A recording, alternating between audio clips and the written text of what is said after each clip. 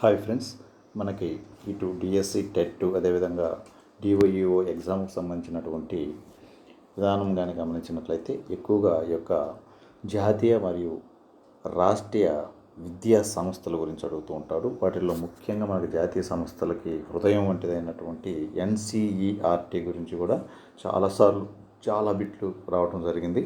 అదేవిధంగా మనకు ఈ యొక్క ఎన్సిటిఈ మీద కూడా ఇంతకుముందు కూడా బిట్లు అడగటం జరిగింది. ఈరోజు మనం ఎన్సిఈఆర్టీ ఎన్సిటిఈ అనేటువంటి రెండు సంస్థల గురించి కూడా చెప్పుకుంటాం ఫ్రెండ్స్. ఎందుకంటే మనకు ఇటు డిఓఈఓలో కానీ డిఎస్సిలో కానీ టెట్లో కూడా వీటికి సంబంధించినటువంటి క్వశ్చన్లు మనకి చేరేటువంటి అవకాశం ఉంది. వాటి యొక్క ప్రాంతీయ సంస్థలు ఏమిటి, వాటి యొక్క చైర్పర్సన్స్ ఎవరు, చైర్మన్ ఎవరు, దాని యొక్క ఫుల్ ఫామ్ ఏమిటి, ఎప్పుడు ఏర్పడింది, ఇలా అనేక విధాలుగా మనకు క్వశ్చన్ అడిగేదానికి అవకాశం ఉంటుంది ఫ్రెండ్స్. ఓకే, ఫస్ట్ మనం ఎన్సిఆర్టీ గురించి కానీ గమనించినట్లయితే ఈ యొక్క ఎన్సిఆర్టీ పూర్తిగా తక్కువ సమాచారం, ఒక 5-6 లైన్లు నేర్చుకుంటే మనకు కనీసం 10 బిట్లు అడిగినా కూడా పెట్టే అవకాశం ఉంటుంది. ఓకే ఫ్రెండ్స్, మొదటిసారి మన ఛానల్ చూస్తున్నట్లయితే శ్రీను స్టడీస్ని, గతంలో వైఎస్ఆర్ స్టడీస్గా ఉన్నటువంటి ఛానల్ ఇప్పుడు శ్రీను స్టడీస్గా మార్చుకున్నాము. ఇంతకుముందు మనం కొన్ని ఎగ్జామ్స్లో కూడా ఈ యొక్క ఛానల్ ద్వారా మంచి లబ్ధి పొందినటువంటి విద్యార్థులు ఉన్నారు. కొన్ని రోజులు ఈ యొక్క ఛానల్ రన్ కాకుండా ఆగిపోయినది. ఇప్పుడు ప్రస్తుతం మళ్ళీ కూడా దీన్ని తీసుకొస్తున్నాం. సబ్స్క్రైబ్ చేసుకొని మనం చేసే ప్రతి వీడియో కూడా మీకు నోటిఫికేషన్ ద్వారా వస్తుంది. Okay friends, NCERT first full form చూసుకోవాలి ఫ్రెండ్స్. మనం ఈ యొక్క ఎన్సిఈఆర్టీ కానీ గమనించినట్లయితే national council for education research and training అనేటువంటిది దీని యొక్క ఫుల్ ఫామ్ కూడా మనం చెప్పుకుంటాం అనమాట. అందరికీ కూడా రావాలి. చూడండి, national council for education research and training అనేటువంటిది అనమాట. ఇది జాతీయ విద్యా సంస్థల్లో హృదయం వంటిదన్నమాట, హార్ట్ వంటిదన్నమాట. బాగా గుర్తుపెట్టుకోవాలి. అయితే ఈ యొక్క ఎన్సిఈఆర్టీకి సంబంధించి చైర్మన్ కానీ ఎవరైనా అంటే దినేష్ శుక్లాని అనేటువంటి వ్యక్తి అన్నమాట. ఇది ఎప్పుడు ఏర్పడింది అనేది కానీ గమనించినట్లయితే 1961 సెప్టెంబర్ 1వ తేదీన కూడా ఏర్పడటం జరిగిందన్నమాట. అయితే ఈ యొక్క ఎన్సిఈఆర్టీలో 2 బాడీలు కూడా ఉండటం జరుగుతుందన్నమాట. ఒకటి జనరల్ బాడీ, రెండోది వచ్చేసి ఎగ్జిక్యూటివ్ కౌన్సిల్ అన్నమాట. ఈ రెండింటికి కూడా మనకు ఈ యొక్క మినిస్ట్రీ ఆఫ్ హెచ్ఆర్డి అధ్యక్షుడిగా ఉంటారన్నమాట. మినిస్ట్రీ ఆఫ్ హెచ్ఆర్డి అంటే హ్యూమన్ రిసోర్స్ డెవలప్మెంట్ మినిస్టర్ అన్నమాట. మానవ వనరుల విద్యాశాఖ మంత్రివర్యులు అన్నమాట. అతను అభివృద్ధి శాఖ మంత్రివర్యులు. ప్రస్తుతం దీన్ని విద్యాశాఖ మంత్రిగా కూడా మార్చున్నారు. ఎవరంటే శ్రీ ధర్మేంద్ర ప్రధాన్ అనేటువంటి వ్యక్తిగా కూడా మనం గుర్తుపెట్టుకోవాలన్నమాట ఫ్రెండ్స్. ఎన్సిఈఆర్టీకి సంబంధించి కానీ ముఖ్యంగా దీనిలో కేంద్రము ఎన్ని విభాగాలు ఏర్పాటు చేసింది ఈ యొక్క ఎన్సిఈఆర్టీ కింద అనేటువంటిది కూడా ఒకసారి అడిగాడు. 15 విభాగాలను కూడా చేయటం జరిగిందన్నమాట. ఓకే ఫ్రెండ్స్, అది బాగా గమనించండి. ఈ యొక్క ఎన్సిఈఆర్టీ అనేటువంటి దాంట్లో ప్రాంతీయ కేంద్రాలు ఉంటాయన్నమాట. ప్రతిదానికి కూడా ఇప్పుడు ఇది న్యూఢిల్లీలో ఉంది. ఎన్సిఈఆర్టీ యొక్క మెయిన్ సంస్థ ఢిల్లీలో ఉంది. అయితే అంత వాళ్ళే చూడలేరన్నమాట. దీని యొక్క విధులు చాలా ఉన్నాయి కాబట్టి ఒక ఎన్సిఈఆర్టీ 1, 2, 3, 4, 5 అంటే 5 అక్షరాలు ఉన్నాయి కదా. ఇక్కడ 5 ఈ యొక్క ప్రాంతీయ కేంద్రాలు కూడా ఉండటం జరిగిందన్నమాట. ఈ యొక్క ప్రాంతీయ కేంద్రాలు ఏమేమిటి అని కానీ మనం గమనించినట్లయితే చూడండి ఫ్రెండ్స్, ఇక్కడ మనకు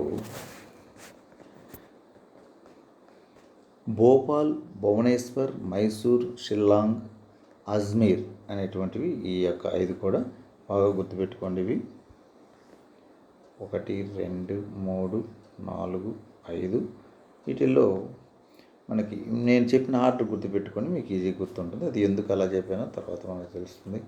ఫస్ట్ భోపాల్, తర్వాత భువనేశ్వర్ ఒడిశా రాజధాని, ఇది మధ్యప్రదేశ్ రాజధాని అన్నమాట.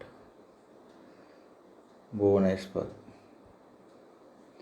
మూడోది వచ్చేసి మనకు మైసూర్, బెంగళూరులో ఉంటుంది. నాలుగోది వచ్చేసరికి షిల్లాంగ్, మేఘాలయ. ఐదోది వచ్చేసి అజ్మీర్, రాజస్థాన్లో ఉంటుందన్నమాట.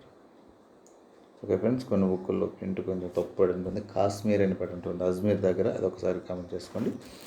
ఎన్సిఈఆర్టీకి ఉన్నటువంటి 5 ప్రాంతీయ కేంద్రాలు ఏవేమిటంటే భోపాలు, భువనేశ్వరు, అదేవిధంగా మనకు మైసూరు, షిల్లాంగ్, అజ్మీర్ అనేటువంటి ఈ యొక్క 5 కేంద్రాలు కూడా ఉండటం జరిగింది. అయితే దీన్ని ఎప్పుడు ఏర్పాటు చేశారంటే 1961 ఏర్పాటు చేశారు. ఇది కేంద్ర విద్యాశాఖకు సంబంధించి ఇది హార్ట్ వంటిది లేదా హృదయం వంటిదని కూడా మనం గుర్తు చేసుకోవచ్చు అన్నమాట.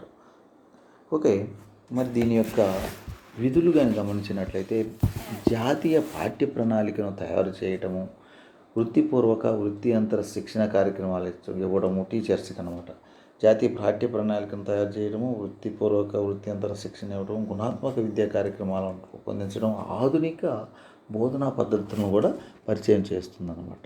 National science talent search test 10th class చదివేవారికి NSTE అనే ఒక ఎగ్జామ్ పెడతారు. National science talent search exam అనేటువంటిది పెట్టి దాని ద్వారా వచ్చినటువంటి వారికి నెలకి 1200 నుంచి 2000 వరకు కూడా స్కాలర్షిప్ ఉంటుంది అన్నమాట. ఇది 2 స్టేజెస్లో ఉంటుంది, రాష్ట్ర స్థాయిలో, కేంద్రం స్థాయిలో. ఇది ఇప్పుడు లాస్ట్ 3 years నుంచి కూడా కరోనా సమయం నుంచి కూడా రద్దు చేసి ఉన్నారు. లాస్ట్ ఇయర్ పెట్టాలని కూడా అప్లికేషన్స్ అడిగారు, కానీ ఎగ్జామ్ అయితే పెట్టలేదు. మరి ఈ సంవత్సరం పెడతారో లేదో చూద్దాం ఫ్రెండ్స్. ఓకేనా. మరి యొక్క విద్యకు సంబంధించి అన్ని సంస్థలను కూడా పర్యవేక్షించేటువంటి సంస్థ ఇదేనమాట. తర్వాత మనకు జాతీయ స్థాయిలో నేషనల్ సైన్స్ ఇంకొక సంస్థ కూడా ఏర్పాటు చేయడం జరిగింది, అదే NCTE అన్నమాట. అది NCTE గురించి మనం ఒకసారి గమనించినట్లయితే ఈ యొక్క NCTE అనేటువంటిది మనం ప్రతిదీ ఫుల్ ఫామ్ చూసుకోవాలన్నమాట. నేషనల్ కౌన్సిల్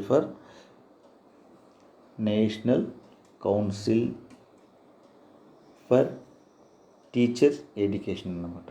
ఇది ఈ యొక్క జాతీయ విధానంలో టీచర్స్కి సంబంధించినటువంటి అత్యున్నతమైనటువంటి సంస్థ అనమాట. టీచర్స్ని రిక్రూట్ చేయాలన్నా, సిలబస్ మార్చాలన్నా, టీచర్స్కి శిక్షణ ఇవ్వాలన్నా, ఇవన్నీ కూడా.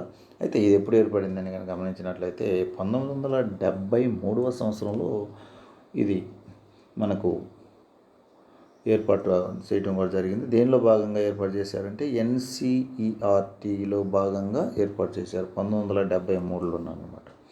తర్వాత దీన్ని 1993 పార్లమెంటు చట్టం ద్వారా దీని స్వతంత్ర సంస్థగా కూడా ఏర్పాటు కావడం జరిగిందన్నమాట. అదేవిధంగా 1995లో ఇది స్వయం ప్రతిపత్తి సంస్థగా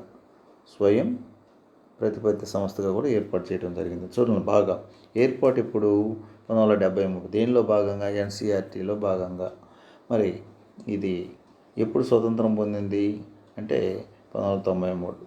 మరి ఎప్పుడు స్వయం ప్రతిపత్తి కలిగి ఉందంటే 1995 అన్నమాట. ఇలా గుర్తుపెట్టుకోవాలి. అయితే ఈ యొక్క NCTEలో ఎన్ని అక్షరాలు ఉన్నాయి? 1, 2, 3, 4 కదా. ఇక్కడ 4 ప్రాంతీయ కేంద్రాలు కూడా ఉండటం జరిగింది ఈ యొక్క NCETలో. ఆ 4 ప్రాంతీయ కేంద్రాలు ఏందో ఒకసారి మనం గమనిద్దాం ఫ్రెండ్స్. దీని యొక్క NCT యొక్క చైర్పర్సన్ కనుక గమనించినట్లయితే యోగేష్ సింగ్ అన్నమాట. బాగా గుర్తుపెట్టుకోవాలి. అక్కడ NCERT యొక్క చైర్మన్ ఎవరంటే దినేష్ సక్లాని. అదేవిధంగా ఇక్కడ చైర్పర్సన్ ఎవరు NCT కంటే యోగేష్ సింగ్ అన్నమాట. 4 ప్రాంతీయ కేంద్రాలు కూడా ఉన్నాయి. NCTE అంటే 4 అక్షరాలు, 4 ప్రాంతీయ కేంద్రాలు గుర్తుపెట్టుకోండి. ఇది చాలాసార్లు అడిగాడు. మరి పశ్చిమ ఉప విద్యా కేంద్రం ఎక్కడుందని, తూర్పు ఎక్కడుందని, నార్త్ ఎక్కడుందని, సౌత్ ఎక్కడుందని ఇది బాగా గుర్తుపెట్టుకోండి ఫ్రెండ్స్. మనకి జనరల్గా ఇట్లా ఇది గుర్తుపెట్టుకుంటే ఇది నార్త్, కింద సౌత్, ఇది వెస్ట్, ఇది ఈస్ట్ అన్నమాట. నార్త్ కనుక గమనించినట్లయితే జైపూర్ అన్నమాట. దేశం యొక్క చివరన జైపూర్ అంటే రాజస్థాన్ పైన ఉంటుంది కాబట్టి అక్కడ జెండా పట్టుకొని భారతీయుడు జై జై అని అంటున్నారు. అలా గుర్తుపెట్టుకోండి. అదే కింద వచ్చేసరికి ఎవరే నాకు జెండా లేదని బెంగపడ్డాడు అన్నమాట. కింద అంటే సౌత్, బెంగపడ్డాడు అంటే బెంగుళూరు అన్నమాట. అదేవిధంగా మరియు ఇక్కడ వెస్ట్లో కనుక గమనించినట్లయితే భోపాల్, పశ్చిమన బోరున మనకి వర్షం వస్తుంది అని గుర్తుపెట్టుకోండి. బోరున ఏడుస్తున్నారు, ఎందుకు వర్షం వస్తుందని. బోరున అంటే ఇప్పుడు మనకి రెమల్ తుఫాను ఉంది కదా పశ్చిమ బెంగాల్లో, ఇప్పుడు తీరం దాటే అవకాశం ఉంది ఈరోజు. బంగ్లాదేశ్, పశ్చిమ బెంగాల్ మధ్యలో తీరం దాటవచ్చు అనమాట. రెమల్ అనేటువంటి తుఫాను, అలా గుర్తుపెట్టుకోండి. భోపాల్. ఇక ఈస్ట్ వచ్చేసరికి భువనేశ్వర్ అన్నమాట. భువనేశ్వర్ అంటే తూర్పున కూర్చొని బువ్వ తింటున్నాడు అని గుర్తుపెట్టుకోండి. పైనేమో జెండా పట్టుకొని చెయ్యి అంటున్నాడు, కిందేమో సౌత్లో జెండా నాకు లేదని బెంగతో ఏడుస్తున్నాడు బెంగళూరు. మరి వెస్ట్లో కనుక గమనించినట్లయితే బోరున ఈ యొక్క రెమల్ తుఫాన్ దెబ్బకి బోరున గాలి వీస్తుంది లేదా ఏడుస్తున్నాడు. తూర్పున వచ్చేసి భువనేశ్వర్ బువ్వ తింటున్నాడు తూర్పున కూర్చొని. ఇవన్నీ కూడా ఎన్సిటిఈ యొక్క ప్రాంతీయ కేంద్రాలు. ఇవి బాగా గుర్తుపెట్టుకోవాలి ఫ్రెండ్స్. చాలాసార్లు కూడా అడిగాడు, ఎక్కువగా ఇది అడిగాడు, భోపాల్ అడిగాడు, భువనేశ్వర్ కూడా అడిగాడు. అన్నీ కూడా గుర్తుపెట్టుకోవాలి మీరు మనం. ఓకేనా. ఇది మరి ఎన్సిటి ఏం చేస్తుంది? ఉపాధ్యాయ విద్యా ప్రణాళికలు తయారు చేయడానికి సూచనలు ఇస్తుంది. శిక్షణ పొందేటువంటి క్షేత్రోపాధ్యాయులకు కూడా శిక్షణ ఇవ్వడానికి ఎక్కడ ఏందనేది మార్గదర్శకాలు రూపొందించడం కూడా జరుగుతుంది. అదేవిధంగా పాఠశాలకు సంబంధించినటువంటి సబ్జెక్టులు వచ్చిన మార్పులకు అనుగుణంగా ఉపాధ్యాయులకు శిక్షణ కూడా ఇవ్వడం జరుగుతూ ఉంటుందన్నమాట. ఉపాధ్యాయ విద్యా అర్హత పరీక్షలు అయినటువంటి టీటీసీ, డైట్ సెట్ కానీ, బిఎడ్ సెట్ కానీ ఇవన్నీ కూడా సెట్ చేస్తుందన్నమాట. ఓకేనా ఫ్రెండ్స్. ఇది ఫ్రెండ్స్ మరి ఈరోజు మనకు ఉన్నటువంటి సమాచారం. మరో సమాచారంతో మేము ముందుకు వస్తాం. అంతవరకు సెలవు. Thank you friends. మొదటిసారి మన ఛానల్ చూస్తుంటే సబ్స్క్రైబ్ చేసుకోండి, లైక్ చేయండి, షేర్ చేయండి, కామెంట్ చేయండి. ప్రతిరోజు ఇట్లాంటి వీడియోలు నాకు సమయం ఉన్నప్పుడు చేయడానికి ప్రయత్నం చేస్తాను. Please subscribe friends. మీరు సబ్స్క్రైబ్ చేసుకుంటే మనం చేసిన వీడియో ప్రతిదీ కూడా మీకు రావడానికి ఉపయోగపడుతుంది. Thank you.